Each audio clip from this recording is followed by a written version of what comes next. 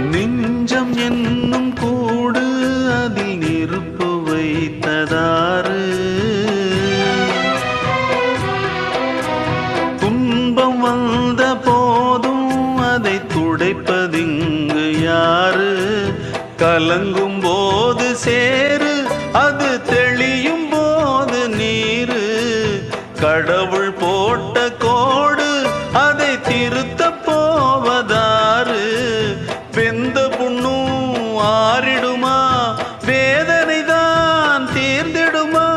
விண்ணுக்கும் மண்ணுக்கும் சம்பந்தம் உண்டுன்னு சொன்னது யாரு?